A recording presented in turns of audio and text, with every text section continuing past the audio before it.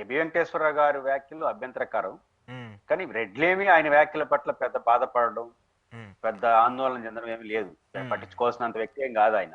ఉమ్, ఉమ్, ఎందుకంటే ఆయన ఏదో ఒక కులాన్ని అంటే ఆ కులం బాధపడేది ఉండదు. క్రెడిబిలిటీ ఉన్న పర్సన్, ఒక స్థాయి ఉన్న వ్యక్తి ఒక మాట అంటే ఏదో ఉంటుంది. ఈయన ఆ, ఆ పరిస్థితి ఏమి లేదు.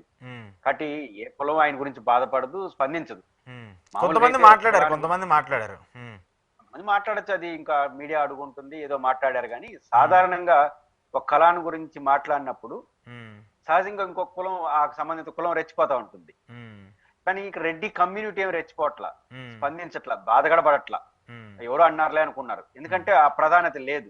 ఉమ్, కానీ కొంతమంది మాట్లాడుండొచ్చు. కానీ దీని ద్వారా ఏం అర్థం చేసుకోవాలి? తెలుగుదేశం పార్టీ వాళ్ళు సీరియస్ గా అర్థం చేసుకోవాలి. ఉమ్, నిజానికి తెలుగుదేశం పార్టీ కానీ, చంద్రబాబు నాయుడు గారు కానీ, లోకేష్ గారు కానీ, వాళ్ళ టాప్ లీడర్స్ ఏమి ఏబి వెంకటేశ్వరరావు పురమాయించి పని చేయమని చెప్పుండ్రు. చెప్పే అవకాశం లేదు. వాళ్ళ రాజకీయ నాయకులు చెప్పరు. ఉమ్, ఏ- చెప్పడం ద్వారా నష్టం అని కూడా వాళ్ళకి తెలుసు. కానీ ఈయనకి అత్యుత్సాహపడి ఏదో మాట్లాడినాడు. ఉమ్, ఉమ్, అయితే చెప్పకపోయినా ఏబి వెంకటేశ్వరరావు మాట్లాడాడు కాబట్టి నేచురల్ గా తెలుగుదేశం పార్టీకి ఉమ్. ఆపాదిస్తారు రాజకీయంగా. అవును.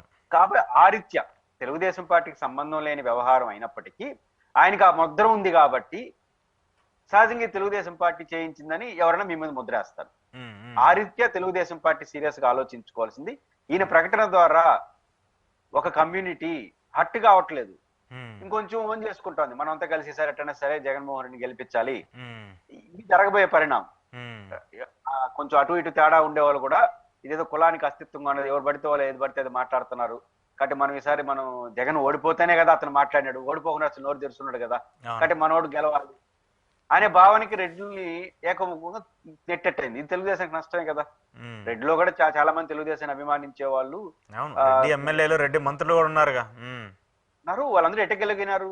ఖచ్చితంగా ఈ కమ్యూనిటీ కూడా ఉన్నారు తెలుగుదేశంతో. వాళ్ళు కూడా ఎక్కువ శాతం జగన్ తో ఉన్న సమ్ పర్సెంటేజ్ తెలుగుదేశంతో ఉన్నారు కాబట్టి ఈజీ అయింది. ఉమ్, వాళ్ళందరూ దూరం అయ్యే అవకాశం ఉంటుంది. ఇప్పుడు ఓకే. ఈయన ఈయన ఈయన జగన్ అవమానించాలని ఆయన అనుకుంటున్నాడు.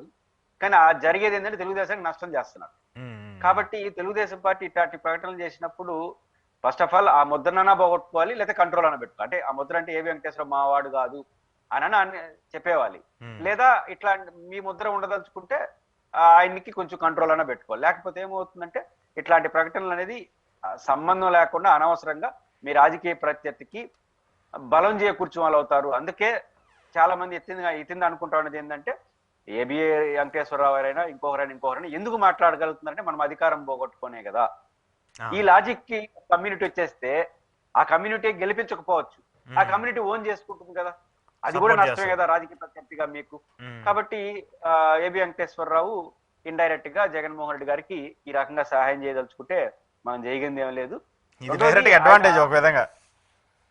రెండోది ఏంటంటే ఆయన కొంచెం పద్ధతులు కూడా దాటుతున్నాడు. ఎందుకంటే ఉమ్, ఐఏఎస్లు కానీ ఐపీఎస్లు కానీ రిటైర్ అయిన 1 year వరకు ఏం మాట్లాడరు.